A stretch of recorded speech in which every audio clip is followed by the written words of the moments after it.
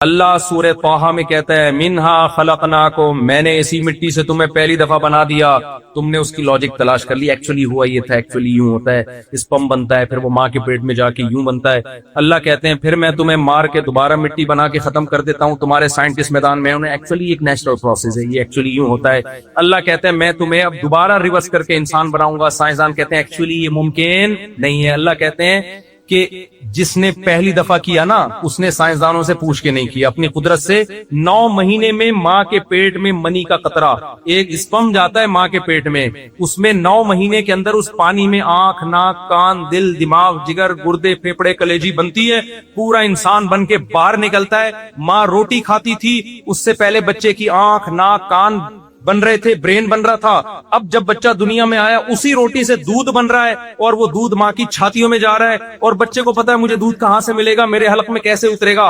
اللہ کہتے ہیں جو سائنٹسٹ یہ کہہ رہا ہے کہ یہ خود بخود ہو رہا ہے وہ اللہ کا بہت بڑا مجرم ہے، وہ تمہیں خدا سے ہٹا رہا ہے. اکفرت بالذی خلقک من تراب، تم ان ایتھیسٹ سائنسدانوں کی باتوں میں آ کے اس خدا کا کیسے انکار کر رہے ہو جس نے تمہیں مٹی اور پانی سے بنایا؟ تمہاری عقل کو کیا ہو گیا بھائی؟ آٹومیٹیکلی نہیں ہے، یہ وہ ذات کر رہی ہے جس نے ہمیں بنایا. وہ خدا کہتا ہے کہ جس نے پہلی دفعہ بنایا وہ مٹی میں جان ڈال کے دوبارہ تمہیں انسان بنا کے حساب و کتاب کے کٹہرے میں کھڑا کرے گا. یہ کس کا، میرا اور آپ کا عقیدہ ہے یا نہیں ہے؟ اس پہ قائم رہو، اپنی اولادوں کو سکھاؤ بیٹا ہم مر کے ختم نہیں ہوتے. بچہ کہے گا ابو یہ تو جب کیڑے کھا جاتے ہیں ختم، اس کو بولو بیٹا پہلے کچھ نہیں تھے، جس نے بنا دیا تو ریپیئر کرنا تو آسان ہوتا ہے پہلی دفعہ بنانے سے، وہ دوبارہ بنائے گا. وَهُوَ بِكُلِّ خَلْقٍ عَلِيمٌ، وہ ہر طرح سے پیدا کرنا جانتا ہے وہ. یہ ہمارا عقیدہ ہے، اس کے بغیر اللہ کی نظر میں ہم اچھے بولو نہیں. یہ آخری بیان ہے، تھوڑا سا 5 منٹ میں آپ کے زیادہ لے رہا ہوں. میں بھائی تھک تو نہیں گئے؟ کوئی مسئلہ تو جلدی سے پیاروں جلدی سے سمیٹوں. میں مجھے کہیں بٹھا دو نا پولیس بلوانی پڑتی ہے اٹھانے کے لیے، تو زندگی کا آخری نہ ہو، یعنی اس سفر کا آسٹریلیا کا. بعض دفعہ کلپ چلا دیتے ہیں مفتی صاحب کا آخری، تو لگتا ہے پتہ نہیں اور اس کے بعد کیا ہونے والا ہے ان کے ساتھ. تو اب کیا ہے میرے بھائی، اللہ تعالیٰ کیا فرماتا؟ عقیدہ توحید، عقیدہ رسالت، آخرت کہ ہمیں موت کے بعد دوبارہ زندہ ہو، عقیدہ تقدیر کہ اچھا برا سب پہلے سے طے شدہ ہے. کچھ بھی ہوتا ہے اپنی طرف سے کوشش کرو اچھا ہو برا نہ ہو، جب ہو جائے ما قدر اللہ، جو کام طے ہونا تھا وہ ہو گیا. اب ٹینشن لینے کا. ایک سعودی عرب میں ایک عربی اپنے 2 بچوں کے ساتھ جا رہا تھا، پیچھے سے گاڑی آئی، بچے کی انگلی چھوٹ رہی نا، ہاتھ چھوٹ گیا، وہ کہیں روڈ پہ آ گیا بیچارہ بچہ، گاڑی نے اٹھا کے مارا اس کو، وہ درخت پہ جا کے چپکا ہے بچہ، اس کے سامنے بچے نے دم توڑا ہے. عربوں میں جہاں کچھ خامیاں ہیں وہاں کچھ بہت ساری خوبیاں بھی ہیں. وہ شخص جو اس کے ساتھ تھا نا عربی کہہ رہے میں نے اس عربی کا حوصلہ دیکھا. اس عربی نے کہا ما قدر اللہ، جو مقدر تھا وہ، کیونکہ اس میں نہ بچے کی، بچہ تو بیچارہ بچہ ہے، نہ باپ کی غلطی، باپ تھوڑی وہ کرتا. تو وہ گاڑی والا اٹھ کے آیا، اس نے کہا میں دیت دینے کے لیے تیار ہوں. اس نے کہا یار تمہاری کوئی غلطی نہیں، اس کی غلطی بھی نہیں تھی گاڑی والے کی نا، وہ روڈ پہ بچہ خود ہی آ گیا. تو مسلمان کے لیے عقیدہ تقدیر کی بیس پہ بڑے بڑے غموں کو پی جانا آسان ہے. کبھی مسلمان خودکشی کی طرف نہیں جاتا. کہتا ہے یار جو مقدر میں تھا، جب میں نے دوسری کی نا پٹا تو میں نے کہا ما قدر اللہ، ہاتھوں سے نہیں پیٹا کسی نے، جو زبان سے کوٹا گیا وہ. تو میں بھی یہی سوچ کے صبر کی، بھائی مقدر میں تھی. اب مجھے سمجھ میں آ رہا تو خوش ہونے کا موقع ہے، غم کا موقع ہے. صبر والی آیتیں میں دیکھوں جا کے، یہ شکر والی بہت اب تک اس طرح کی کنفیوژن چل رہی ہے. خیر اب تو اللہ کا شکر ہے شکر والی آیتیں زیادہ آ گئی ہے دماغ میں. تو ما قدر اللہ یہ لفظ اور یہ جملہ یاد کر لیں. ایک یہ، دوسرا جب بھی کوئی پریشانی ہو، انا للہ و انا الیہ راجعون، ہم اللہ کے غلام ہیں بھائی، ہمیں بنایا گیا ہے، ہم بنے نہیں ہیں. ہماری نہیں چلے گی، چلے گی کس کی؟ اس کی. ہم اللہ کے غلام. وَإِنَّا إِلَيْهِ رَاجِعُونَ، جانا کس کی طرف ہے؟ کیا مطلب؟ اس غم پہ صبر کریں گے اجر مل جائے گا.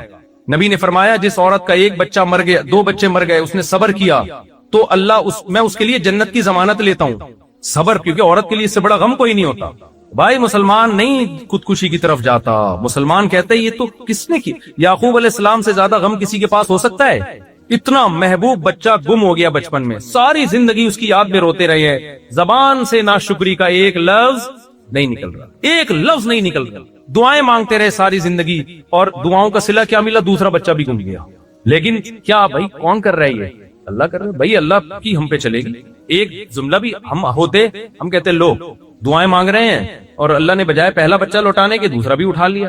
یہ کیا ہے؟ مذہب چھوڑ دیتے ہیں لوگ، اسلام چھوڑ دیتے ہیں، اللہ کو برا بھلا کہنا شروع کر دیتے ہیں. بھائی وہ دعائیں وہ کوئی روحانی عامل کے پاس نہیں کہ میرا ذائچہ نکال کے بچہ نکالو کہاں ہے، کو پتا تو روحانی عاملوں کے پاس کچھ بھی نہیں ہوتا. کس سے دعا مانگی ہے؟ اللہ سے. بھائی صبر، فصبر جمیل، صبر جمیل اس صبر کو کہتے ہیں، ایسا صبر جس میں شکایت ذرا بھی نہ ہو. رو رہے ہیں، آنکھوں کی بینائی تک چلی گئی، زبان سے وہ نکلے گا جس پہ اللہ راضی ہوگا. جو غیر اختیاری غم ہوتا ہے وہ تو اختیار میں نہیں ہوتا نا، وہ تو محبت کی وجہ سے، وہ تو دینداروں کو بھی ہوتا ہے، وہ تو نیچرل ہے، وہ تو ہونا بھی چاہیے، نہ ہونا اس کی علامت ہے آپ کو محبت ہی نہیں تھی. تو زبان سے نہیں، کوئی خودکشی نہیں، کوئی ڈپریشن کے ڈاکٹر کے پاس نہیں گئے، نفسیاتی ڈاکٹر کے پاس. بھائی ان ڈاکٹروں کے پاس حل نہیں ہے ڈپریشن کا، ڈپریشن کا حل اللہ رسول کے پاس ہے. تو آپ نے عقیدہ تقدیر پہ بولو مضبوط ہونا، اس سے آپ کو اسٹریس سے نجات ملے گی، ڈپریشن سے نجات ملے گی. ہاں اپنی حماقتوں کی وجہ سے جو مصیبتیں آ رہی ہیں اس میں تقدیر کا عقیدہ سوچنے کی اجازت نہیں ہے، اس میں توبہ استغفار. آپ نے کوئی الٹے کام کرنا شروع، سست پڑے ہوئے ہیں، کاروبار نہیں ہے کیونکہ ہل نہیں رہے، نہ پڑھ رہے ہیں، اور جب فاقے پڑھنا شروع ہوئے تانے، یار اللہ نے میرے مقدر میں روزی نہیں لکھی ہوئی. بھائی تو آپ اپنا پورا کام کرو، پھر تقدیر کا عقیدہ ہے. آپ ہی پوستیوں کی طرح پڑے ہوئے ہو تو پھر نہیں ہوتا. یہ چوتھا کام، اللہ نے جو سب سے زیادہ جس کو ویلیو دی ہے، جو اللہ کو مانتا ہے، قرآن میں جگہ جگہ عقیدہ توحید اور رسالت اور آخرت کے عقیدے اور تقدیر کے عقیدے کے بعد اللہ نے جس چیز کو سب سے زیادہ فوکس کیا ہے، نماز. یقیمون الصلاۃ، اللہ کہتے ہیں جو ہم پر ایمان رکھتے ہیں وہ نماز پڑھتے نہیں ہیں، قائم کرتے ہیں. پڑھنے اور قائم کرنے میں فرق ہے. ٹرخانے والی نماز پڑھی جاتی ہے، اور جو باقاعدہ جماعت کے ساتھ مسجد میں حاضری خشوع و خضوع کے ساتھ ہوتی ہے اس کو اقامت صلاۃ کہتے ہیں. جگہ جگہ قرآن اقامت صلاۃ کا حکم دیتا ہے، نماز پڑھنے کا حکم نہیں دیتا. بھائی اگر آپ مانتے ہو کہ اللہ نے ہمیں بنایا اور یہ نعمتیں اللہ نے ہمیں دی ہیں تو آپ کو 5 ٹائم مردوں کو مسجد میں حاضری دینی پڑے گی. آج سے عزم کرو، زمین آسمان ادھر سے ادھر ہو جائے، نماز ضائع نہیں. اللہ نے سفر میں آدھی کر دی ہے، قضا کرنے کی اجازت نہیں دی ہے. جہاز میں جب بیٹھو سفر میں، بھائی تمہیں نماز کی ٹائم نہیں، وضو کر کے بیٹھو. جہاز میں کھڑے ہو کے نماز پڑھنا فرض ہے، ممکن نہ ہو تو بیٹھ کے پڑھ لو احتیاطاً اس کو، کیونکہ فرض نماز کھڑے ہو کے ہوتی ہے، بیٹھ کے نہیں ہوتی فرض نماز. تو اب پڑھنے نہیں دیتے جہاز میں تو مجبوری ہے، قضا ہو رہی ہے تو پھر بیٹھ کے پڑھ لو. بہتر یہ ہے کہ اس کو پھر بعد میں لوٹا لو اس کو، لیکن قضا نہیں ہونے دینا کسی قیمت پہ. سمجھ میں آ رہی ہے بات؟ بعض علماء کہتے ہیں بہتر نہیں ہے، واجب ہے، اس کو لوٹانا پڑے گا. خیر ابھی میں اس فقہی مسئلے کی بحث میں نہیں جاتا.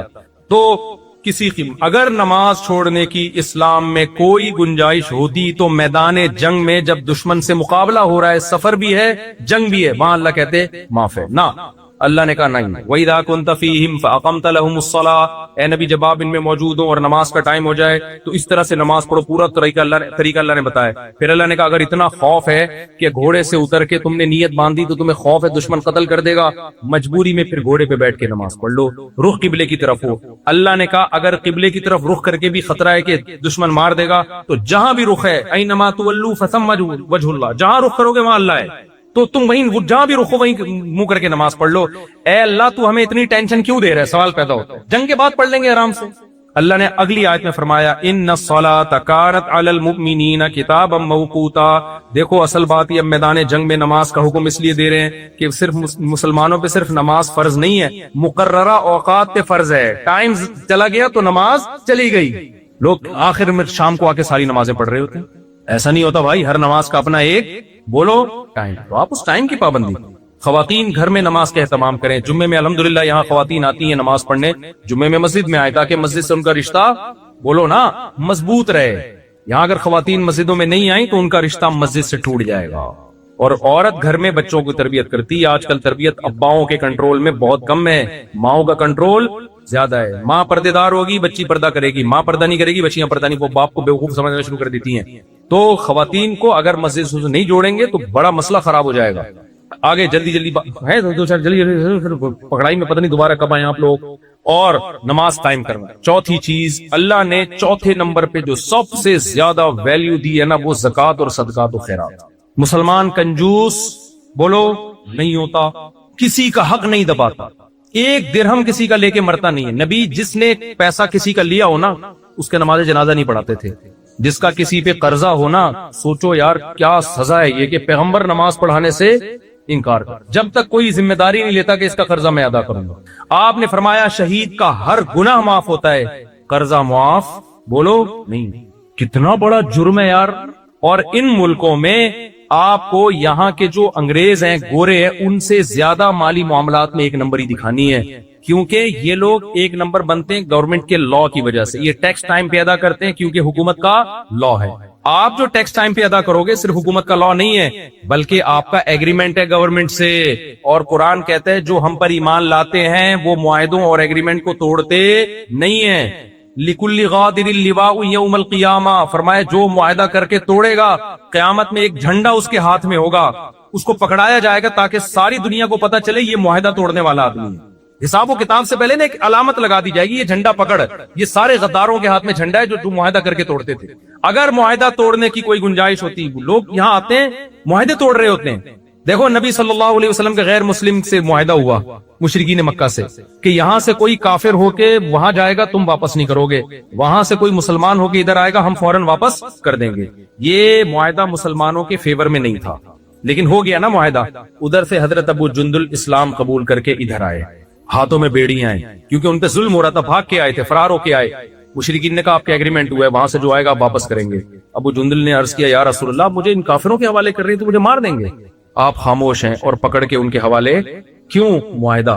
مسلمان معاہدوں والذین هم لاماناتهم وعهدهم راعون، اللہ کہتے ہیں جو ہم پر ایمان رکھتے ہیں وہ امانت میں خیانت نہیں کرتے اور وہ معاہدوں میں خلاف ورزی نہیں کرتے. 1 کھرب روپے بھی کوئی آپ کے پاس رکھوا دے اس کو اطمینان ہونا چاہیے کہ 1 روپیہ بھی اس سے نہیں نکالے گا. یہ اس کو کہتے ہیں 1 نمبر. سمجھتے ہو کہ نہیں سمجھتے؟ دیکھو ہمارے نبی صلی اللہ علیہ وسلم نے جب پہلی مرتبہ نبوت کا دعویٰ کیا تو آپ کے پاس 2 عمل تھے. ایک آپ کا کیریکٹر کہ آپ نے کبھی جھوٹ نہیں بولا، آپ نے کبھی امانت میں خیانت نہیں کی اور آپ نے کبھی کسی سے کیا ہوا ایگریمنٹ نہیں توڑا. یہ 3 عمل آپ کے پاس تھے. اور ایک عمل تھا آپ کی غار حرا کی عبادت. یہ بھی تھا کہ نہیں تھا؟ مشرکین کے پاس جب آپ نے نبوت کا اعلان کیا تو غار حرا کی عبادت کو پیش نہیں کیا. آپ نے فرمایا بتاؤ کیا تم نے مجھ سے کبھی جھوٹ سنا؟ انہوں نے کہا نہیں. یعنی آپ نے یہ ثابت کیا کہ میں صادق بھی ہوں اور امین بھی. اسی کو کیریکٹر کہتے ہیں نا. یار کیریکٹر لیس آدمی نہیں ہے، قابل اعتماد ہے، یعنی جھوٹ نہیں بولے گا اور 2 نمبری نہیں کرے گا. تو نبی نے اپنے کیریکٹر کو پیش کیا ہے. آپ جب یہاں غیر مسلم کے سامنے اسلام رکھو گے وہ آپ کے رمضان کو، آپ کے روزوں کو، آپ کی نماز، آپ کے حج عمرے کو نہیں دیکھے گا، وہ آپ کے کیریکٹر کو دیکھے گا کہ مالی لین دین میں کیسا ہے، لالچی تو نہیں ہے، ٹوپیاں کرانا تو نہیں جانتا، جھوٹ تو نہیں بولتا، معاہدوں کی خلاف ورزی تو نہیں کرتا. اگر اس میں آپ 1 نمبر ہوگے تو پھر آپ کی وہ حج اور نماز والی دعوت کو سنے گا. اس میں اگر آپ 1 نمبر نہیں ہیں تو پھر وہ آپ کی دعوت سننے کے لیے تیار نہیں ہوگا. کھوپڑی شریف میں بات آ رہی ہے کہ نہیں آ رہی ہے؟ قرآن نے عیسائیوں کی تعریف کی، یہودیوں کی بھی. کچھ یہودی عیسائیوں کی قرآن نے تعریف کی. کیسے تعریف کی؟ وہاں بھی اللہ نے ان کے کریکٹر کی مثال دی. فرمایا وَمِنْ أَهْلِ الْكِتَابِ مَنْ إِنْ تَأْمَنْهُ بِقِنْطَارٍ يُؤَدِّهِ إِلَيْكَ وَمِنْهُمْ مَنْ إِنْ تَأْمَنْهُ بِدِينَارٍ لَا يُؤَدِّي إِلَيْكَ. اہل کتاب میں یہودیوں اور عیسائیوں میں کچھ ایسے لوگ ہیں کہ تم ان کو 1 دینار $1 بھی دے دو گے نا آج کی زبان میں اعتماد کر کے، وہ واپس نہیں کریں گے جب تک سر پہ کھڑے نہیں رہو گے. ایسے برے لوگ بھی ہیں. اللہ نے کہا ان یہود و نصارہ میں ایسے اچھے لوگ بھی ہیں، سونے کا پہاڑ بھی رکھوا دو گے وہ پورا لوٹا دے گا جب مانگو گے. تو اللہ نے بھی کیریکٹر کو بنیاد بنایا ہے، اچھائی اور برائی. اور بھی چیزیں ہیں لیکن اس کی بڑی ویلیو ہے اسلام میں. آج ہمارے یہاں نماز روزے کو تو حج کو تو فوکس کیا جاتا ہے، کیریکٹر کو فوکس نہیں کیا. بلکہ جتنا بڑا 2 نمبر ہو، شوب سے بتاتا ہے میں نے فلاں کو ٹوپی کرائی. ہمارے ایک دوست چائنا گئے، ہول سیل پہ نا چیزیں بکتی ہیں چائنا میں، ماشاءاللہ ان کی داڑھی بھی اور بڑے نیک آدمی. چائنا جا کے کیا کر رہے ہیں وہ؟ مجھے ان کے پارٹنر نے بتایا کہ بھائی تو ٹوپیوں کے علاوہ یہ تو پورا ٹوپیوں کا بزنس کر رہے ہیں وہاں پہ. میں نے کہا کیا بزنس؟ انہوں نے کہا بھائی یہ کیا کرتے ہیں ہول سیل پہ نا، جیسے مارکیٹ ہے ہول سیل پہ یہ چیز اس نے بتایا کہ یعنی میں آپ سے خریدوں گا ہول سیل پہ تو فی الحال آپ 1 دے دیں ٹیسٹ کرنے کے لیے، تو ہول سیل ریٹ پہ 1 چیز لی، وہاں سے ہول سیل پہ 1 چیز، یہاں سے سب کو ٹوپیاں کرا کے ہول سیل ریٹ پر اتنا بڑا کنٹینر تیار کر دیا انہوں نے. بھائی آپ سب سے جھوٹ بول رہے ہیں. وہ اس بیس پہ دے رہا ہے کہ شاید کل مجھ سے خریدے گا تو مجھ سے خریدے گا، اور آپ 100 آدمیوں کو یہی ٹوپیاں کرا رہے ہو. تو کل آپ اس کو نماز روزے کی دعوت دو گے تو وہ کیا کہے گا؟ یار تو اپنی حرکتیں تو دیکھو، تم ہمیں سے جھوٹ بول رہے ہو. تو ٹوپیوں کا بزنس، اب اس کا ترجمہ پتہ نہیں مفتی خالد صاحب کیا کریں. یہ ان کی آزمائش، کہیں گے مجھے بڑی آزمائش میں ڈال دیں. تو بھائی مسلمان کیریکٹر کا 1 نمبر ہوتا ہے، 2 نمبر نہیں. آپ نے یہاں گورنمنٹ سے جو معاہدے کیے ہیں آپ کو ان معاہدوں کو پورا کرنا پڑے گا. آپ کو اگر کوئی یہاں آفیسر رشوت لے کے بھی اللیگل کام کروا رہا ہے آپ سے، آپ اس کو بولو بھائی میں تجھے رشوت دے کے یہ غیر قانونی کام کر لوں گا، یہاں کی گورنمنٹ مجھے چھوڑ دے گی کیونکہ آفیسر کی پرمیشن سے کر رہا ہوں، ادھر کی جو آخرت والی گورنمنٹ ہے جو اللہ ہے وہ مجھے نہیں چھوڑ۔ اس لیے کائنڈلی یہ میرے مذہب کا حصہ ہے، میں کسی کے ساتھ ظلم اور ناجائز بولو نہیں۔ سمجھ میں آ رہی ہے بات؟ اس لیے آپ ٹائم پہ ٹیکس دے دیا کرو، آپ کا امیج گورنمنٹ کی نظر میں اچھا جائے گا کہ انڈیا، بنگلہ دیش اور پاکستان سے جو مسلمان آتے ہیں انہوں نے ہم سے معاہدہ کیا تھا جب انہوں نے نیشنلٹی کے لیے یا رہنے کے لیے اپلائی کیا تھا تو اس میں ان سے کچھ فارم پہ سائن لیے گئے تھے فری پوکٹ میں، یہاں داخلہ یہ کسی کو اس بیس پہ یہاں انہوں نے گھسنے دیا کہ آپ کی جو آسٹریلیا کا وزیر اعظم ہے آپ کے خالو ہیں، وہ میرے خالو ہیں اس لیے میں یہاں اس سلسلے میں آنا چاہتا ہوں۔ اب آپ جب گھر میں بیگم کے پاس جاؤ نا تو آپ بولو میں اس سلسلے میں بیگم آپ سے ملاقات کے لیے حاضر ہوں کہ آپ میری وائف، ورنہ تو ٹائم دیتے نہیں نا آج کل لوگ بیویوں۔ تو آپ نے یہاں، کیونکہ ان کے لیے بہت بڑا مسئلہ ہے، میں یورپ میں گیا نا وہاں پتا چلا کہ ٹیکس چوری کرنے میں الحمدللہ بہت بڑا ریکارڈ ہے۔ کس کا ہے یہ میں نہیں بتاؤں گا، پھر لوگ مجھے پاکستان میں تنگ کرتے ہیں یا آپ ایسی باتیں کرتے ہو ہمارے خلاف۔ ٹیکس چوری کرنے میں، اور میرے بھائی وہاں اور یہاں میں کم از کم اتنا فرق تو ہے کہ یہاں آپ سے اگر ٹیکس لے رہے ہیں تو آپ کو وہ فائدے بھی تو دے رہے ہیں نا۔ یہ کیا بات ہے یار، فائدہ لیتے ہوئے آپ بھرپور طریقے سے فائدہ اٹھاتے ہو اور دینے کی باری آتی ہے تو ڈنڈی مارتے ہو۔ ہانگ کانگ میں نے ایسے مسلمز دیکھے ہیں جو کیا کر رہے ہیں، اپنے آپ کو بے روزگار شو کر کے فری پھوکٹ کے پیڑے کھا رہے ہیں گورنمنٹ سے۔ یہاں بھی ایسے ہوں گے ماشاءاللہ، شاید بیان میں بھی ہوں، اللہ معاف فرمائے۔ اب توبہ کر لو بھائی، $3000 آسٹریلین گورنمنٹ دے رہی تھی بے روزگاروں کو، چھپڑ میں کاروبار چل رہا ہے، مزدوری چل رہی ہے، کام چل رہا ہے، اور ادھر سے کیا لے رہے ہیں، بے روزگاری کا الاؤنس لے رہے ہیں۔ کس قدر بے شرمی کی بات ہے۔ ایک حکومت تم پر احسان کر رہی ہے، احسان فراموشی کا تقاضا یہ ہے کہ تم چھپڑ میں وہاں سے کما بھی رہے ہو اور ادھر سے، یہ تو حرام خوری ہو گئی نا۔ اس سے بڑی بھیک کوئی ہو سکتی ہے؟ ہمارے نبی نے بغیر دھوکے کے بھیک مانگنے سے منع کیا ہے۔ ایک صحابی نبی کے پاس آئے، کچھ نہیں ہے، آپ نے فرمایا جاؤ گھر میں جو کچھ ہے لاؤ، بیچا، اس کو کلاڑی دی، ان صحابی نے لکڑیاں کاٹ کے لا کے بیچ کے بزنس شروع کیا۔ آپ نے فرمایا لوگوں کے سامنے ہاتھ پھیلانے سے بہتر ہے کیا کرو، کاروبار کرو۔ جب لوگوں کے سامنے ہاتھ پھیلانا، حالانکہ وہ دھوکہ دے کے نہیں پھیلا رہے تھے، واقعی غریب تھے وہ، آپ دھوکہ دے کے گورنمنٹ کے سامنے ہاتھ پھیلاؤ، یہ زیادہ برا ہے یا نہیں ہے؟ اور اس سے اسلام بدنام ہو رہا ہے، آپ کا کنٹری بدنام ہو رہا ہے، آپ کا ملک کا امیج۔ ہم حکمرانوں کو گالیاں دیتے ہیں یار ہمارا امیج خراب کر کے رکھا ہوا ہے، تو عوام نے کون سا اپنا امیج پاکستان کا بحال کر کے رکھا ہوا ہے؟ حکمرانوں نے اگر ہمارا امیج دنیا میں خراب کیا ہے تو عوام نے بھی اپنی حرکتوں سے خراب کیا ہے۔ یہ لوگ آپ کی نماز روزے کو نہیں دیکھیں گے، یہ آپ کے حج اور رمضان کی تراویح کو نہیں دیکھیں گے، یہ دیکھیں گے یہ لوگ ٹیکس ٹائم پہ جمع کراتے ہیں کہ نہیں کراتے، لا کو فالو کرتے ہیں کہ نہیں کرتے۔ اگر آپ کا امیج ان کے سامنے یہ چلا گیا کہ یار یہ لوگ ہمارے لیے خطرہ نہیں ہے، ملک کے امن و امان میں اور کرمنل ایکٹیویٹیز میں مبتلا نہیں ہے، تو یہ آپ کو اور زیادہ سہولتیں دیں گے۔ اور اگر آپ نے ان کے اگینسٹ چلنا شروع کر دیا، جائز کاموں میں بھی ان کی مخالفت کرنا شروع کر دی، تو بھائی صرف آپ بدنام نہیں ہوگے، آپ لوگوں کو اللہ کے راستے اور اسلام سے روکنے کا سبب اور ذریعہ بن جاؤ۔ تو اس لیے معاہدوں کی خلاف ورزی بولو مت کرو۔ آخری بات، بس سچی مچی کی آخری وہ یہ ہے کہ اسلام نے آپ کو نماز کا حکم دیا، خرچ کرنے کا حکم دیا، آپ نے لوگوں پہ بھی خرچ کرنا ہے، مسجد میں بھی خرچ کرنا ہے، دینی مدرسوں پہ بھی، غیر مسلموں پہ بھی خرچ کرنا ہے۔ آپ کو کوئی ضرورت مند، کل مجھے کسی نے بتایا، عالم ہے وہ، علماء تو عالم تو نہیں، علماء کے ساتھ بیٹھتے ہیں، ایک گورے کو ضرورت تھی، کہتے ہیں میں نے اتنا خرچ کیا اس کے اوپر، وہ بڑا حیران ہو رہا تھا۔ بھائی ہر ایک پہ خرچ کرو، انسان پہ خرچ کرو، آپ مسلمان کنجوس نہیں ہوتا۔ اور ایک آخری بات کہ دیکھو اسلام میں اور جو غیر مسلم اور مسلم میں ایک بڑا فرق پتہ ہے کیا ہے؟ اسلام یہ چاہتا ہے کہ آپ کے ریلیشن ہیں، جبکہ جو غیر مسلم ہے نا وہ انفرادی زندگی کی طرف جا رہے ہیں، انڈیویجول لائف ہونی چاہیے ہر ایک کی۔ سمجھتے ہو کہ نہیں سمجھتے؟ یہ بہت اہم بات ہے۔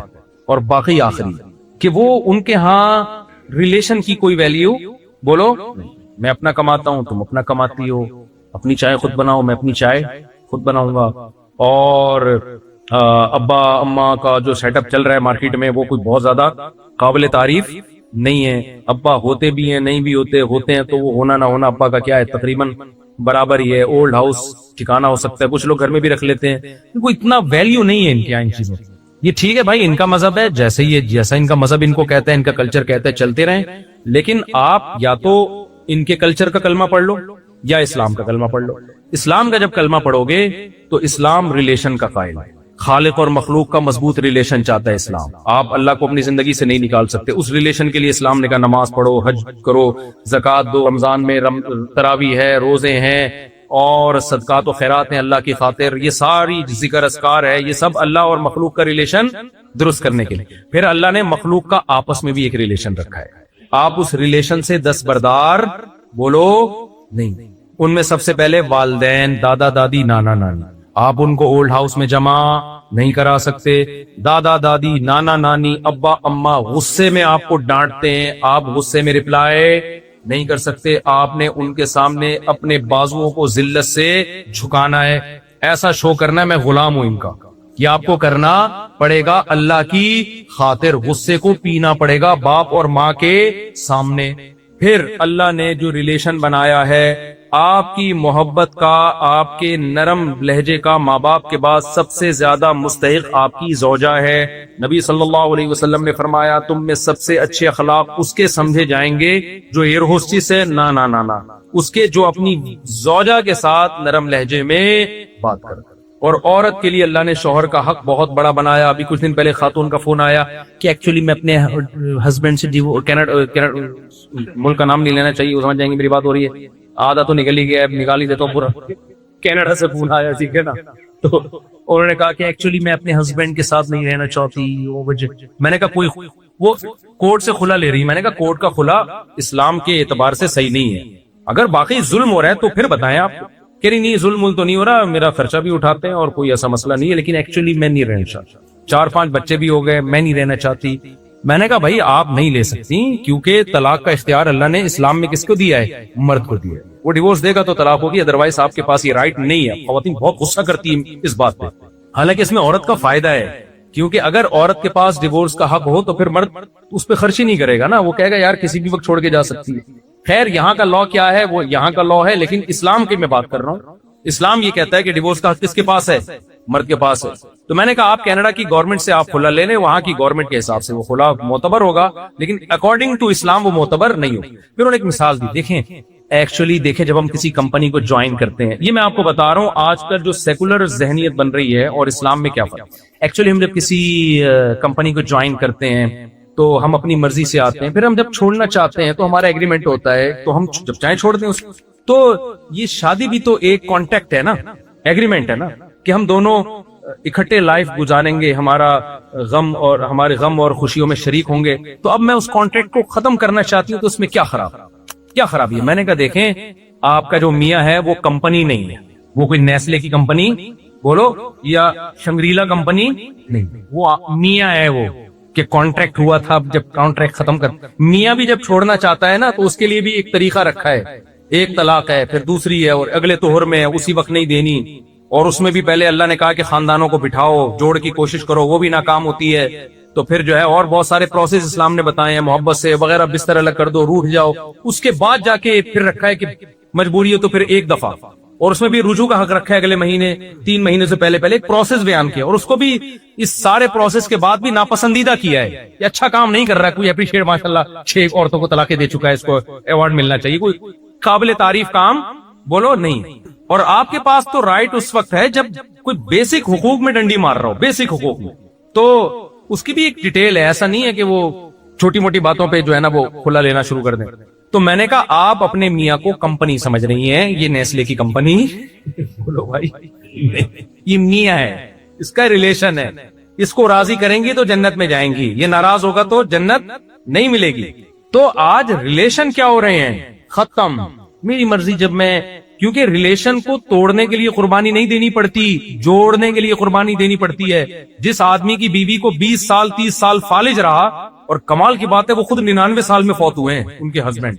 مجھے وہ حدیث یاد آئی، نبی نے فرمایا جو چاہتا ہے نا اپنی عمر میں برکت ہو وہ رشتہ داری جوڑے. تو بیوی سے بڑا تو رشتہ کوئی نہیں ہوتا. اس بندے نے 25-30 سال اپنی زوجہ کی خدمت کی بستر پہ. اللہ نے عمر کتنی لمبی دی، برکت دی عمر میں، اور بڑی اچھی لائف گزاری انہوں نے. خوش تھے، ہم کبھی بھی ٹینشن میں نہیں دیکھا ہم نے. ٹینشن میں ہوتے تو 99 سال میں مرتے کیا؟ ٹینشن والا آدمی خود بھی مرتا ہے اور دوسروں کو ٹینشن دے کے ان کی عمریں بھی کم کرتا ہے. جب بھی بیٹھا ہوگا نا جیسے توے پہ بیٹھا ہوا ہے، ٹھیک ہے نا، ٹینشن دے کے مارتا ہے لوگوں. تو اب انہوں نے کیا کیا میرے بھائی؟ دیکھو اللہ کا خوف تھا نا کہ ریلیشن. اسلام کیا چاہتا ہے؟ रिलेशन तो मजबूत किया रिलेशन को। तो रिलेशन तोड़ने के लिए कुर्बानी नहीं देनी पड़ती, रिलेशन जोड़ने। तो आप यहाँ रिश्तेदारी वाले सिस्टम को मजबूत करें, रिश्तेदारी बनाए भी जोड़े भी। बनती शादी से, निकाह होगा, बच्चे होंगे, रिश्तेदारी बढ़ेगी ना। फिर आपके बच्चों के चाचे मामे होंगे। अभी मैं जापान में गया तो वहां जो पश्तो लोग थे उनके चाचे मामे 100 अफराद एक खानदान, एक ही खानदान। तो रिश्तेदारी फैल गई ना। तो रिश्तेदारी पैदा भी करनी है और उसको फिर जोड़ना। हाँ, शरी हुदूद के अंदर। ऐसा ना हो आपने एक म्यूजिकल शो का इंतजाम किया है, रिश्तेदार इस बहाने जमा हो जाते हैं सारे, बाढ़ में जाए, ऐसा जमा होना नहीं चाहिए। या बेपर्दगी शुरू हो जाए कि अपनी वाइफ को उनके उसके हस्बैंड से मिला रहे हैं और उसकी वाइफ आपसे हा हा हू ही करके मिल रही है, ताकि हम एक फैमिली की तरह। ना ना ना भाई, महरम ना महरम का फर्क अल्लाह ने रखा है। इस महरम ना महरम के फर्क के साथ रिश्तेदारी को आपको जोड़ना पड़ेगा, गैदरिंग करनी पड़ेगी, एक दूसरे पे खर्च करें, एक दूसरे को देखें। कोई जरूरत तो नहीं है, अल्लाह ने गैर मुस्लिमों पे भी खर्च करने का हुक्म दिया और अपने रिश्तेदारों को ज्यादा फोकस किया। नबी ने फरमाया, एक सदका गैरों को देते हो उससे एक सवाब मिलता है, जब रिश्तेदारों को दोगे, खर्च करोगे तो दुगना सवाब मिलेगा। क्यों? एक सदके का, एक रिश्तेदारी जोड़ने का। क्योंकि पैसों से जितना रिश्ते जुड़ते हैं दुनिया में किसी चीज से नहीं। कितना भी रूठा हुआ हो ना, पैसे पकड़ा दो उसकी जेब। कोई भी, आखिरी बात है, आखिरी मिसाल, पैसे से जुड़ता भी है, टूटता भी है। आज कितने लोग हमें शिकायत करते हैं, यार हमारे रिश्तेदार ऑस्ट्रेलिया है, पैसा आ गया, अब हमें सलाम करना भी उन्होंने छोड़। जब पाकिस्तान जाते हैं ना तो उनको इंसल्ट महसूस होती है, ये रक्शे वाला मेरे पास आके क्यों बैठ रहा है, ये टमाटर वाला है, यार ये मेरे स्टैंडर्ड का नहीं है। ओ भाई, आपका भाई है, आपकी बहन है, आपका चचाजाद है, आपका कजन है, आपकी कजन है। आपको तकब्बुर, ज़ेब, ये अल्लाह की देन है, किसी को ज्यादा देता है, किसी को कम देता है। आपने उनके साथ जरा भी अकड़ दिखाई ना, अल्लाह की नजर में फिरौन बन जाओगे आप। फिरौन के साथ टेक्निकल फॉल्ट खोपड़ी का ही तो था, पैसा इज्जत आई तो खोपड़ी ने काम करना छोड़ दिया। तो रिश्तेदार, माँ बाप कैसे ही गंवार हो, देहाती हो, आप कितने पढ़े लिखे हो गए भाई, आप माँ बाप से आगे नहीं निकल सकते। असल इंग्लिश आ जाती है, अब्बा पंजाबी बोल रहे हैं तो अब्बा ही नहीं अच्छे लग रहे, यार ये तो पेंडू टाइप के हैं, इनको तो तमीज से बात नहीं करना। ओ भाई, वो आपका बाप है, आपको उसी के कदमों में, जाहिल बाप के, जाहिल माँ के कदमों में ही जन्नत तलाश करनी पड़ेगी। आप उससे आगे नहीं निकल सकते। आपका भाई है, आपकी बहन है, आपके रिश्तेदार हैं। नबी ने फरमाया, रिश्तेदारी तोड़ने वाला जन्नत में नहीं जा सकता।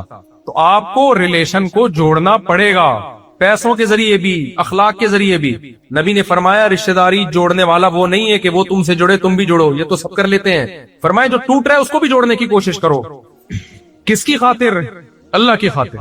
असल में जो माँ बाप का तस्करा आता है ना, थोड़ा सा मैं थोड़ा कंट्रोल से बाहर हो जाता हूँ, क्योंकि हमने तो देखा है ना माँ बाप की मोहब्बत। तो मुझे बड़ी हैरानगी होती है कि यार माँ बाप को कैसे भूलते हैं लोग। यानी वालिदैन से ज्यादा तो कोई तस्वुर, कोई मोहब्बत की मिसाल दी नहीं जा सकती, कोई मिसाल नहीं दी जा सकती, उसको आके कैसे भूलते हैं यार। मैं तो यानी बहुत हैरानगी होती है कि माँ बाप को कैसे भूल जाते हैं। अभी कुछ दिन पहले किसी ने बताया कि कोई खातून अपने माँ को डांट रही थी, उस बेचारी से इमिग्रेशन में कोई, उसको नहीं आ रहा होगा बोर्डिंग कार्ड कैसे लगाया जाता है, पढ़ी लिखी नहीं है, तो उसको सुना रही है, घंटे से समझा रही हूँ। तो यार ये तुम पढ़े लिखे हो, वो थोड़ी पढ़े लिखे।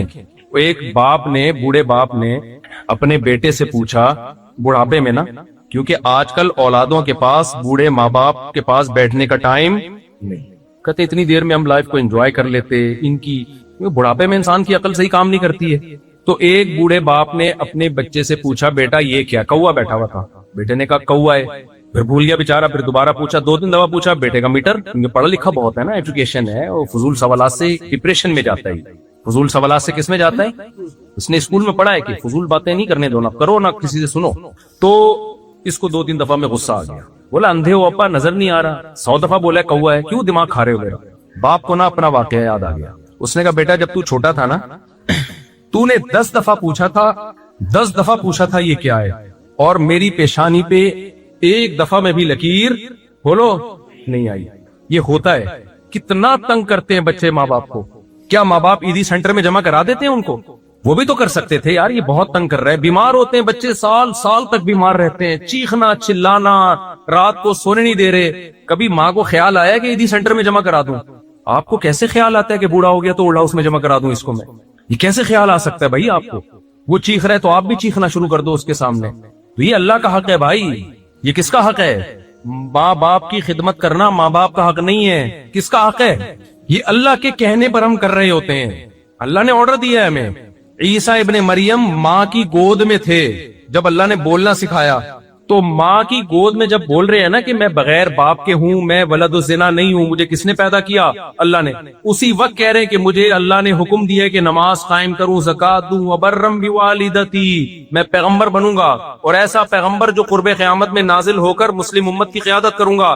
لیکن مجھے حکم دیا ہے کہ میں اپنی ماں کے ساتھ اچھا سلوک کروں. اتنے بڑے پیغمبر کو اللہ ماں کی گود میں بتا رہا ہے کہ بڑے ہو کر اپنا مقام دیکھ کر اپنی ماں کو تمہیں بھولنے کی اجازت بولو نہیں ہے. تو بھائی یہ بہت بڑا حق ہے, اس کو آپ ہلکا نہ سمجھیں. یہاں نسلیں بڑی بدتمیز ہو رہی ہیں آج کل کی. جن گھروں میں ماں باپ کا احترام ہے نا, وہ پتہ ہے وہ ماں باپ ہیں جنہوں نے اپنے باپ اور ماں کی حیثیت ہی ختم کر دی. قرآن نہ بہت ساری چیزیں دلالت النس سے کرتا ہے. دلالت النس سمجھتے ہیں؟ نہیں سمجھتے تو بھی سمجھا دیتا ہوں انشاءاللہ. جب بھی کوئی بات, کوئی میسج ہمیں کسی کو ڈیلیور کرنا ہوتا ہے, کوئی میسج ہمیں کسی کو سمجھانا ہوتا ہے, تو ہم 4 طریقے سے اپنی بات دوسروں تک پہنچاتے ہیں. یہ اصول فقہ میں, فقہ کی کتابوں میں لکھا ہے کہ قرآن و حدیث سے مسائل 4 طریقوں سے اخذ کیے جاتے ہیں. سمجھ رہے ہیں؟ جن لوگوں کو یہ اصول فقہ نہیں آتے ہیں نا, وہ بیچارے علم سے کیا ہوتے ہیں؟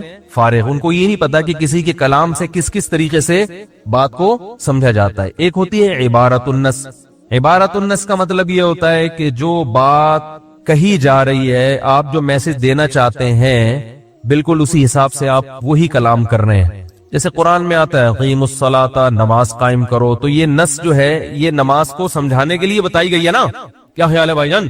تو الفاظ سے سمجھ میں آ رہا ہے اور مقصد بھی وہی ہے جو الفاظ سے ظاہر ہو رہا ہے. ایک چیز ہوتی ہے دلالت النص, کہ الفاظ میں اس کا ذکر نہیں ہے, الفاظ میں جس کا ذکر ہے اس سے یہ چیز سمجھ میں آ رہی ہے کہ جب یہ ہے تو وہ والی تو بطریق اولا ہوگی. جیسے قرآن میں آتا ہے وَلَا تَقُلْ لَهُمَا اُفٍّ, والدین کو اف بھی مت کرو.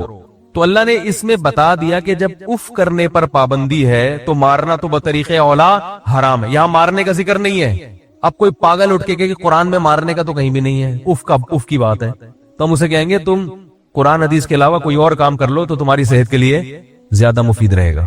یہ جو حدیث میں آتا ہے کہ انسان جب مر جاتا ہے تو 3 چیزیں باقی رہتی ہیں. ولد صالح یدعو لہ, نیک اولاد جو دعا کرے, علم ینتفع بہ, جو علم چھوڑ کر گیا ہے وہ, اور صدقہ جاریہ. اور کیا؟ صدقہ جاریہ. اسی طرح حدیث میں آتا ہے کہ صحابیہ نے عرض کیا یا رسول اللہ میری والدہ کا انتقال ہو گیا, کیا میں ان کے لیے صدقہ کروں؟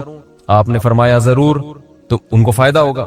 اب بعض حضرات اس پہ یہ اشکال کرتے ہیں کہ حدیث میں صرف میت کے لیے صدقے کا حکم ہے, کوئی اور نیکی کا حکم نہیں ہے. تو جتنا نبی نے کہہ دیا ہم اسی کو مانیں گے, جو نبی نے نہیں کہا ہم اس کو, یہ اپنی طرف سے بدعت ہے. قرآن اور حدیث کا انداز یہ ہوتا ہے کہ قرآن ہمیشہ جزیہ بیان کرتا ہے تاکہ اس سے اصول نکالے جا سکیں. سمجھ رہے؟ قرآن نے کہا اف مت کرو, یہ ایک جزیہ ہے, ایک آرڈر ہے, لیکن اس سے اصول کیا نکلتا ہے کہ جب اف جیسی تکلیف پہنچانا ناجائز ہے تو اف سے بڑی تکلیفیں تو بطریق اولا ناجائز ہوں گی. اس سے یہ اصول نکلتا ہے کہ جب صدقہ خیرات کرنا جائز ہے تو یہ ایک جزیہ ہے, اس سے اصول یہ نکلتا ہے کہ میت کے دنیا سے جانے کے بعد اس کو فائدہ پہنچانے کا سلسلہ ختم نہیں ہو جاتا, اور کسی انسان کے عمل کا مرنے والے کو فائدہ ہوتا ہے. یہ اصول سمجھانے کے لیے صدقے کی مثال دی گئی ہے. سمجھ رہے کہ نہیں سمجھ رہے؟ اس پر اور بہت کچھ ہے کہنے کے لیے, ابھی چونکہ میرا ٹاپک نہیں ہے تو اس لیے میں ضمناً ایک بات آ گئی نا ایک اصول کے تحت, تو اس لیے میں نے بیان کر دی, ورنہ ایصال ثواب کے اور بھی دلائل ہیں. تو دلالت النص اف سے ثابت ہو رہا ہے کہ, اور ایک چیز ہوتی ہے اشارت النص, اور ایک ہوتی ہے اقتضاء النص, کہ قرآن میں کوئی کلام ایسا ہے کہ وہ کلام اس وقت تک صحیح قرار دیا نہیں جا سکتا جب تک ایک دوسری بات بھی اس کے ضمن میں آپ صحیح نہ مان لیں. اس کو اقتضاء النص کہتے ہیں. اور ایک چیز ہوتی ہے اشارت النص. یہ ٹاپک نہیں ہے, جلدی سے لپیٹ رہا ہوں تاکہ جو اصل کرنے کی بات ہے وہ رہ نہ جائے. اشارت النص کا مطلب یہ ہے کہ نص کے جو قرآن یا حدیث کے جو الفاظ ہیں وہ الفاظ لانے سے مقصد یہ نہیں تھا, لیکن انہی کے الفاظ سے اشارہ دوسری طرف بھی مل رہا ہے. جیسے امام حنیفہ رحمہ اللہ نے استدلال کیا کہ جب آپ کی ملک پہ غیر مسلم حملہ کر کے قبضہ کر لے اور آپ ہجرت کر کے وہاں سے نکل جائیں تو غیر مسلم ریاست اور ان جو ہے وہ آپ کی پراپرٹی کی مالک بن جائے گی. یعنی وہ اگر قبضہ کر لے اور حکومت کی تحویل میں چلی جائیں وہ ساری کی ساری چیزیں تو مل کے ٹرانسفر ہو جاتی ہے. اور اس کی دلیل کیا دی جاتی ہے؟ قرآن میں آتا ہے للفقراء المہاجرین، زکوٰۃ ان فقیروں کا حق ہے جنہوں نے ہجرت کی ہے. حالانکہ وہ سارے فقیر بولو بھائی نہیں تھے، لیکن قرآن کہہ رہے جب ہجرت کر کے آ گئے، اپنا مال وہاں چھوڑا اور غیر مسلموں کا اس پہ قبضہ ہو گیا، تو وہ ان کو قرآن فقیر کے لفظ سے تعبیر کر کے یہ شو کر رہا ہے، یہ اشارہ کر رہا ہے کہ یہ پراپرٹی ان کی ملکیت سے نکل گئی، اب اس میں وراثت کے حکام جاری نہیں ہوں گے.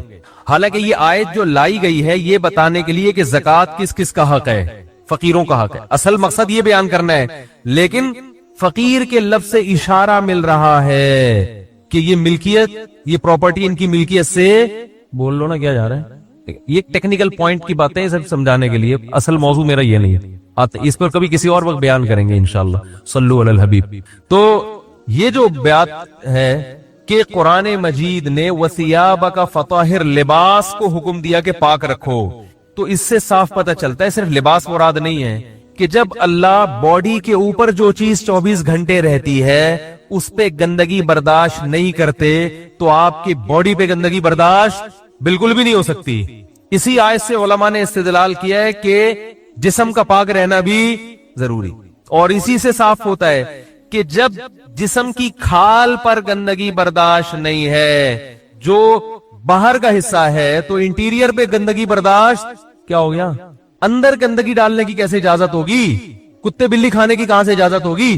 کھانا گندا کھانے کی کہاں سے اجازت ہوگی؟ یہ جو کتابوں میں لکھا ہے فقہ کی کہ جانور کی 7 چیزیں حرام ہیں، ناجائز ہیں، اس پہ بھی بعض لوگ اعتراض کرتے ہیں یہ حنفیوں نے اپنی طرف سے نا ایک حلال کو حرام کر دیا.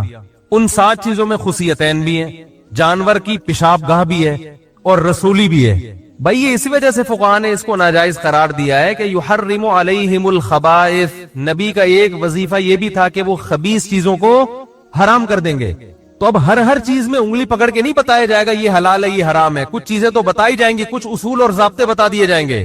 جو جانور کے رسولی نکلتی ہے وہ گندا گوشت ہوتا ہے جو پھوڑے کی شکل میں آتا ہے. اس پھوڑے کو کھانے کے لیے الگ سے حدیث کی ضرورت نہیں ہے کہ پھوڑا کھانا حرام ہے جانور کا. سمجھ میں آ رہی ہے بات؟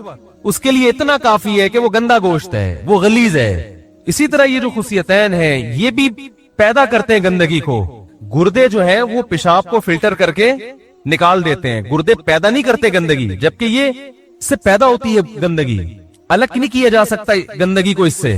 اسی طرح یہ جو پیشاب گاہ ہے یہ بھی کوئی ایسی چیز نہیں ہے جو انسان کھائے. سلیم الطبع انسان اس سے نفرت کرتا ہے. اب اس پہ دلیل ہم سے مانگتے ہیں قرآن میں کہاں لکھا ہے، حدیث میں کہاں لکھا ہے. بہت سی چیزیں حدیث میں ہوتی ہیں، اس کے لیے تفقہ چاہیے، بصیرت چاہیے. پھر بھی اگر آپ نہیں مانتے تو کم از کم طنز تو نہ کریں میرے بھائی. کھائیں، آپ دیگ بنا کے کھائیں، آپ دعوت کریں لوگوں کی کہ بھئی آج ہم نے یہ چیز پکائی ہے، تو طنز نہ کریں. آپ کہیں گے میں بھی تو طنز کر رہا ہوں، تو میں جواب میں طنز کر رہا ہوں کہ جب فقہا پہ طنز ہوگا، مجتہدین کو بیوقوف قرار دیا جائے گا، تو پھر لا يحب اللہ الجہر بالسوء من القول الا من ظلم. اللہ بری بات کو پسند نہیں کرتے، لیکن جس پر ظلم ہوا وہ دفاع میں کہہ سکتا ہے. اختلافی مسئلہ ہے، بعض مجتہدین کہتے ہیں حلال جانور کی سب چیزیں حلال ہیں، تو ٹھیک ہے ان کی رائے ہے، وہ بھی قابل احترام ہمارے لیے. لیکن اگر امام حنیفہ نے کہہ دیا کہ یہ چیزیں حلال جانور کی بھی حرام ہے، ناجائز ہے، تو آپ ابو حنیفہ پہ طنز نہیں کر سکتے، اس لیے کہ آپ کی مینٹل اپروچ وہاں تک پہنچی نہیں ہے. تو آپ یہ کہہ دو بھائی میں ابو حنیفہ کو نہیں فالو کرتا، ٹھیک ہے. جو شافعی مسلک کو فالو کرتے ہیں وہ بھی ہمارے بھائی ہیں، وہ ہم پہ طنز نہیں کرتے، ہم ان پہ طنز نہیں کرتے.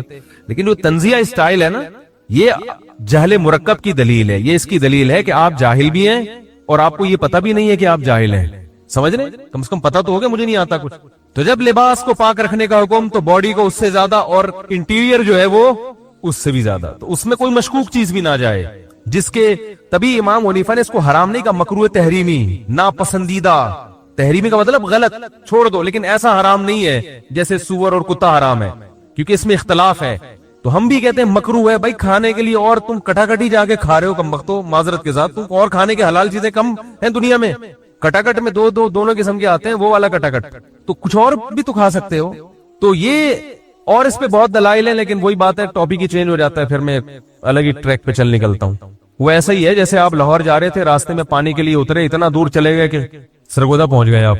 تو بھائی قریب میں مل گیا تو ٹھیک ہے, نہیں تو واپس آؤ, بیٹھ جاؤ ٹرین میں. تو کوشش میں اب بھی یہی کروں گا, جو ٹاپک ہے اس کو لے کے چلوں. دائیں میں تھوڑا بہت گئے تو واپس ٹرن مارا کھڑکی سے دوبارہ داخل, پھر آگے چلے. تو گند کھانے کی بالکل بھی اجازت نہیں ہے. یہی وجہ ہے, دیکھو قرآن میں کہیں نہیں لکھا کہ دانتوں کو صاف کریں. میرے علم میں نہیں ہے کہ قرآن میں اللہ نے حکم دیا اے نبی اپنے دانتوں کو ہر وقت صاف رکھیں. لیکن جب رسول اللہ صلی اللہ علیہ وسلم نے جان لیا کہ اللہ کپڑوں میں گندگی برداشت نہیں کر رہے تو باڈی میں کیسے ہوگی, اور پھر منہ تو جسم کے اندر کا حصہ ہے, اس کو تو اور صاف رکھنا ہے. اتنی کثرت سے مسواک, اتنی کثرت سے, سونے سے پہلے مسواک, صبح اٹھتے ہی سب سے پہلا کام کیا ہے, مسواک. ہر وقت رسول اللہ صلی اللہ علیہ وسلم کے دانت چمک رہے ہوتے تھے. جسم کی صفائی کا اتنا خیال کیا. پہلے زمانے میں کرتے نہیں ہوتے تھے, غربت تھی, ایک چادر اوڑھ لی. جب بھی آپ صلی اللہ علیہ وسلم کوئی بہت اہم دعا کے لیے ہاتھ اٹھاتے ہیں نا خطبے کے دوران, تو صحابہ کہتے ہیں کہ حتی یرا بیاض ابطیہ, کہ ہم نبی صلی اللہ علیہ وسلم کی بغل کی سفیدی دیکھ لیتے تھے. اس سے معلوم ہوتا ہے کہ آپ صلی اللہ علیہ وسلم بغل کے بال ہمیشہ صاف رکھتے, کیونکہ اگر اس میں بال ہوں گے آپ جتنی بھی صفائی کر لیں فوراً پسینہ آ کے وہ پسینہ بالوں میں اٹک جائے گا, اس سے جرم پیدا ہوتے ہیں, جراثیم پیدا ہوتے ہیں. کتنا خیال کیا جا رہا ہے اپنے بغلوں کو صاف رکھنے. آج اگر آپ کسی سے کہیں بھائی یوں کر کے ہاتھ اٹھا کے دعا مانگو, قمیض نہ پہنی ہوئی اس نے, کہے گا کچھ اور کام کہہ لو میرے بھائی, کیونکہ ابھی 6 مہینے پورے نہیں ہوئے. میں 6 مہینے بعد صفائی کرتا ہوں, ابھی 6 مہینے پورے بولو بھائی نہیں ہوئے. ہمارے حضرت تو بہت صاف ستھرے تھے, تو حضرت کے ہاں زمیندار تھے حضرت, تو ایک ٹریکٹر خراب ہو گیا نا, تو وہ حضرت فرماتے ہیں وہ میں نے مزدور کو دیکھا, ہمارے حضرت کی تو صفائی ایسی تھی جو آپ تصور نہیں کر سکتے. وہ تو گندگی دیکھ کے ان کے باقاعدہ طبیعت خراب ہوتی تھی, باقاعدہ. وہ تو گندگی برداشت نہیں ہوتی تھی ان سے, وہ تو طبیعت خراب ہو جاتی تھی ان کی. ہم کہتے تھے انہوں نے زندگی گزاری کیسے ہے.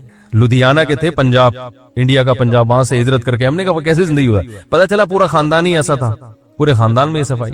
تو وہ فرماتے ہیں کہ ایک دفعہ میں نے دیکھا وہ مزدور جو ہے وہ ٹریکٹر کے نیچے گھسا ہوا ہے اور صفائی کر رہا ہے. تو حضرت کی نظر اس کی بغلوں پہ پڑ گئی, اس بیچارے کی شامت آ گئی. تو حضرت اس کا نقشہ کھینچتے تھے کہ کھٹمل اور جوئیں کبڈی کھیل رہے تھے. زیادہ ہو گئی لیکن یہ کہ جو بھی تھا یعنی اتنے جراثیم تھے کہ ایسا لگ رہا تھا کہ کھٹمل اور جوئیں کبڈی کھیل رہے ہیں, بس یہ رہ گیا. تو سب سے پہلا حکم قرآن میں کیا نازل ہوا, رب کی کبریائی کے بعد کپڑوں کو, لباس کو پاک رکھو, پاک رکھو اپنے لباس. وَثِيَابَكَ فَطَهِّرْ وَالرُّجْزَ فَهْجُرْ, فرمائیے ظاہری گندگی بھی چھوڑ دو اور باطنی گندگی بت پرستی. انسان ہو کے پتھروں کے سامنے جھکتے ہو, چھوڑ دو اس کو. نبی نے تو بت پرستی پہلے سے چھوڑی بھی تھی نا بھائی, کیا خیال ہے. تو اس سے صاف پتہ چل رہا ہے کہ نبی کے توسط سے اصل میں امت کو بتایا جا رہا ہے. تو اس سے پتہ چلا کہ نبی صلی اللہ علیہ وسلم کو جو پہلا حکم دیا جا رہا ہے لباس کو پاک رکھو, وہ بھی اصل میں نبی کو نہیں دیا جا رہا. نبی کے توسط سے کس کو دیا جا رہا ہے, امت کو. امت کو بتا دیں یہ آیتیں. نبی تو پہلے سے صاف ستھرے رہے, آپ کے تو مزاج میں صفائی تھی. ہمارے نبی کے مزاج میں, جس کے مزاج میں صفائی ہوتی ہے اس کو خوشبوؤں سے محبت بھی ہوتی ہے. خوشبو سے محبت 2 وجہ سے ہوتی ہے انسان کو. ایک اس لیے کہ اس میں بدبو اتنی ہوتی ہے کہ اس کو چھپانے کے لیے خوشبو چاہیے ہوتی ہے. ایک کنٹری ہے اس کی صفائی بہت مشہور ہے, بہت صاف ستھرے لوگ ہوتے ہیں وہاں پہ, بڑی نفیس قوم ہے وہ, غیر مسلم ریاست ہے.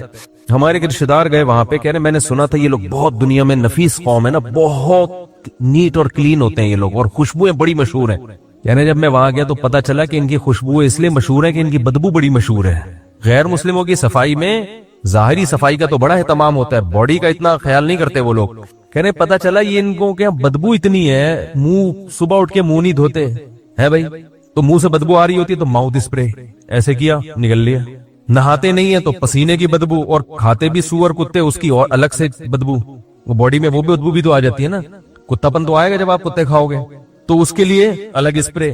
مجھے لوگ گفٹ کرتے ہیں جا کے باڈی اسپرے, ماؤتھ اسپرے.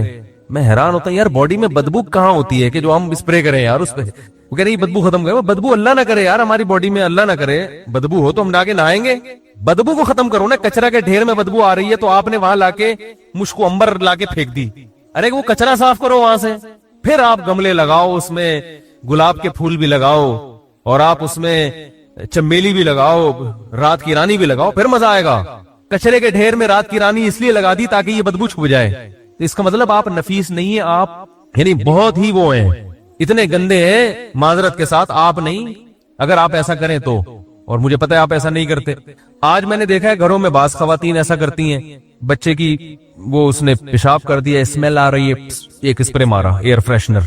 और यार इससे तो और मामला खराब इसलिए हो रहा है कि ये बदबू तो आपने दबा दी, पहले कम से कम एहसास तो था ना इंसान को, जो जर्म्स फैले हुए हैं एहसास तो है, तो थोड़ा एहतियात कर लेगा, इधर नहीं उधर बैठ जाए। आपने तो उसको बिल्कुल गला घोट के मार दिया, दबा दिया, मारा नहीं है।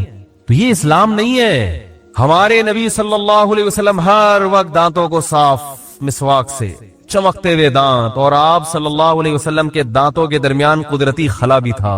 आप सल्लल्लाहु अलैहि वसल्लम बे इंतहा हत्ता कि कच्चा प्याज नहीं खाते कि बू आती है उसमें, उसके बाद खुशबू का इतना इस्तेमाल, इस सफाई के बाद, हालांकि सफाई के बाद तो वैसे ही और आपके पसीने में वैसे ही खुशबू थी, इसके बाद खुशबू का इतना इस्तेमाल, क्योंकि नबी ने दुनिया की तरफ रगबत नहीं की। आप सल्लल्लाहु अलैहि वसल्लम का बिस्तर कोई लग्जरी नहीं था, घर लग्जरी नहीं था, एक प्याला लटका हुआ है, उसी में खाना भी, उसी में पीना भी, सब कुछ उसी में, और बिस्तर क्या है वो खजूर की छाल बिछाई हुई है। तो दुनिया से बेरगबती, खाना एक वक्त का मिला तो 2 वक्त का नागा, और वो मिला क्या, खजूर है तो 40 दिन खजूरी खा रहे हैं, जौ की रोटी खा रहे हैं, बहुत सादगी। लेकिन आप सल्लल्लाहु अलैहि वसल्लम ने दुनिया की 2 चीजों को खूब जमा किया।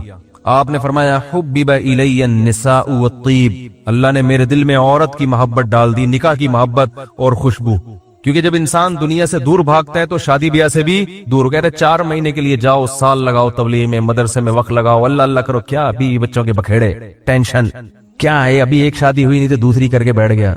मुफ्ती को देखो, शादी शादी शादी शादी लगा के रखा हुआ है। जब मैंने की ना एक दफा जब मेरी शादी हुई थी, तो मेरे घर के बाहर, अच्छा मेरे बच्चे भी थे माशाल्लाह पहले से, तो मेरे घर के बाहर गाड़ियां, जो ससुराल वाले, वो मैंने दावत की थी तो वो वलीमे की ना, तो ससुराल वाले वो गाड़ियां वाड़ियां लगी हुई हैं, देगे शेगे आ रही हैं। तो एक बड़े मियाँ आए, वो आए, वो कहने लगे इमाम साहब के घर के बाहर ये रश कैसा लगा हुआ है। वो तीसरी थी मेरी, और बच्चे बच्चे भी थे मेरे पहले से माशाल्लाह। तो उन्होंने कहा इमाम साहब ने शादी की है, ऐसे सर पकड़ के ना यूं, और फिर गुस्से में कांप रहे हैं, कह रहे हैं मिंबर पे बैठ के बोलते हैं दुनिया मुसाफिर खाना है? ऐसे कांप रहे हैं बकायदा, कह रहे हैं मिंबर पे बैठ के बोलते हैं दुनिया मुसाफिर खाना, और हरकतें देखो, हरकतें, बच्चे देखो इनकी, और शादियों पे शादियां करे चले आ रहे।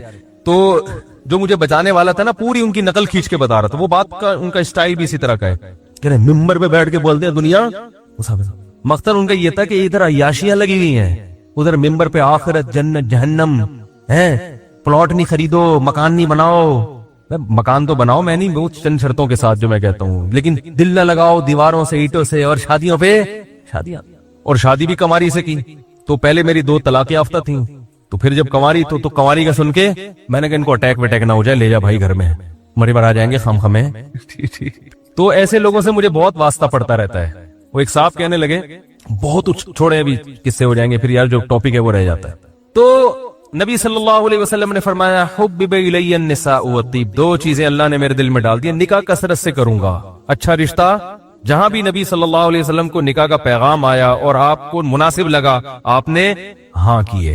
हालांकि खाने को रोटी नहीं है घर में, वजह उसकी ये है कि ये अमल देखने में शहवत परस्ती लगता है, हकीकत में शहवत परस्ती नहीं है, ये अय्याशी नहीं है। अगर ये अय्याशी होती तो हमारे साबिक सदर जरदारी की 4 कम से कम बीवियां अभी मौजूद होती, शेख रशीद की 4 होती, और जितने हमारे सियासी लोग हैं जिनको अल्लाह ने बहुत वसाइल दिए हैं, वो सब 4-4 रखते। उनको पता है वो तो एक के इंतकाल के बाद पता नहीं उनको गम हुआ है, खुशी हुई है, तो अल्लाह ही बेहतर जानता है। लेकिन वो तो कहते हैं यार दोबारा एक शादी के लिए तैयार नहीं है वो, कि जान छूट गई है फिर टेंशन। तो जो मुझे आके कहता है ना कि ये अय्याशी, मैं कहता हूँ आप भी कर लो, खाने में तो बड़ी अय्याशी करते हो। हमारे नबी ने जौ की रोटी खाई है, आप कभी नली निहारी खा रहे हो, कभी मगज निहारी खा रहे हो, कभी बीफ बिरयानी, बेगम आज चिकन पकाओ, बीफ खा खा के दिल भर गया है, अब शामी छोड़ो बेगम चपली कबाब बनाओ, रोजाना जायका चेंज। तो अय्याशी का शौक तो मैंने कहा आपको भी, आप भी कर लो भाई। तो पता है कि ये अय्याशी, बोलते क्यों नहीं भाई, नहीं है। पहले ससुराल से पिटोगे, जब दूसरी करोगे, जब तीसरी करोगे तो पिछले दोनों मिलके कूटेंगे, आपकी अर्निंग सारी बीवी बच्चों पे खर्च हो जाएगी, समझ रहे हो। और फिर बेगम के साथ साले भी जहेज में मिलते हैं, ससुर भी मिलते हैं, सासें। एक सास अफोर्ड कर सकते हो? बताओ मुझे, दिल से बताओ। जो आदमी 4 सासें अफोर्ड करे, 3 सासें 4 सासें अफोर्ड करे, तो उसका हौसले को तो सलाम करना चाहिए। सही बता रहा हूं, तो करके देख लो, पता चल जाएगा। तो हमारे नबी को अल्लाह ने उनके दिल में निकाह की कसरत का शौक डाला। یہ چیز مسلمانوں کو سمجھ میں نہیں آتی, غیر مسلموں کو سمجھ میں آئی ہے جو عقل مند ہیں. ایک ہندو نے لکھا ہے کہ محمد صلی اللہ علیہ وسلم نے یہ کام اس لیے کیا تاکہ آپ کی عورتوں کو مستقبل میں نکاح کی, آپ کی نسل میں جو عورتیں پیدا ہو رہی ہیں نا, جو آپ کی امت میں, ان کو مستقبل میں نکاح میں مشکلات نہ پیش آئیں, ہر عورت کی شادی ہو جائے, بیوہ کی بھی, کنواری کی بھی, طلاق یافتہ کی بھی. ہندو کی سمجھ میں آ گیا, مسلمان کی سمجھ میں نہیں آ رہا. سمجھ رہے؟ خیر, دوسری چیز آپ صلی اللہ علیہ وسلم کو پسند تھی خوشبو. یہ بھی نفاست ہے کہ بدبو بالکل بھی نہیں ہے, پسینے میں بدبو نہیں ہے, اس کے باوجود آپ خوشبو کا استعمال اتنا زیادہ کیا کرتے تھے. انس ابن مالک کہتے ہیں کہ ہمیں رسول اللہ صلی اللہ علیہ وسلم کے گھر سے نکلنے کا علم خوشبو کے جھونکوں سے ہوتا تھا. حرکت کرتے تھے تو خوشبو آتی تھی, جس سے پتہ چلتا تھا نبی صلی اللہ علیہ وسلم جس گلی سے گزر کے جاتے تھے نا, تو وہاں خوشبو محسوس ہوتی تھی. صحابہ کہتے ہیں ہمیں اندازہ ہو جایا کرتا تھا کہ آپ صلی اللہ علیہ وسلم یہاں سے گزرے. خوشبو سے مجھے یاد آیا کہ مجھے خوشبو ہدیہ نہ دیں اللہ کا واسطہ. خوشبو ہر انسان اپنی مرضی کی لگاتا ہے, اور ہدیہ تو چلو دے دیا تو ٹھکانے لگا دے گا آدمی, زبردستی لا کے لگا نہ دیا کریں, کیونکہ پتہ نہیں کس ٹائپ کی خوشبو آ رہی ہے, دماغ میں چڑھ جاتی ہیں, آدمی بے ہوش ہونے کا دل چاہ رہا ہوتا ہے کہ اللہ تھوڑی دیر کے لیے اگر بے ہوش ہو جاؤں تو کم از کم. بھائی ہر آدمی کا اپنا مزاج ہوتا ہے خوشبو میں, سمجھ رہے کہ نہیں سمجھ رہے؟ یہ ایک دو بڑے بڑے علماء ہیں, ان کی طرف سے بھی شکایت بھی نہیں کر رہے ہیں یار لوگ خوشبو لا کے زبردستی کہہ رہے ہیں ہمارے پاس تھیلوں کے تھیلے جمع ہو گئے گھر میں, اور بعض زبردستی لگاتے ہیں, اس کے آدھے گھنٹے بعد چھینکیں شروع. کیونکہ آج کل دیسی خوشبوئیں اچھی والی نہیں آ رہی ہیں, اکثر خوشبوئیں الکوہلک ہیں. الکوہلک خوشبو جائز ہے استعمال, مگر یہ باڈی کو نقصان پہنچاتی ہے. الکوہل جب آپ کے ناک میں جائے گی تو وہ بھی کیا کرے گی, یقین نہ آئے الکوہلک خوشبو آپ اپنی گھڑی پہ لگائیں, تھوڑی دن میں دیکھیں گے چند دنوں میں گھڑی کا جو کلر ہے وہ خراب ہو جائے گا. نہیں یاری بات سمجھ میں؟ تو یہ الکوہل جو ہے نا یہ نقصان دیتا ہے, میٹل کو نقصان دیتا ہے, باڈی کو نقصان دیتا ہے, اس سے الرجی کا خطرہ ہوتا ہے. تو میں الکوہلک خوشبو استعمال نہیں کرتا. اس کا آلٹرنیٹ ہے دیسی. دیسی اتنی تھکی ہوئی آ رہی ہیں, نیمبو نچوڑا, اس میں 2-4 پپیتے کا رس نکال کے لچوڑ کے اس کو بنا کے, تو وہ دیسی خوشبو جو ہے نا وہ پھر اوریجنل ملنا بڑا مشکل ہوتا ہے. سمجھ رہے ہیں کہ نہیں سمجھ رہے بھائی؟ تو الکوہلک نہ ہو لیکن ہو اچھی, تو یہ تھوڑا مشکل کام ہے, تو آپ اس مشکل میں نہ پڑیں. ٹھیک ہے ٹھیک ہے جی. نہیں میں نے نہیں کہا کہ میں تحفے طائف سے انکار کرتا ہوں, جتنے تحفے دینے سبحان اللہ.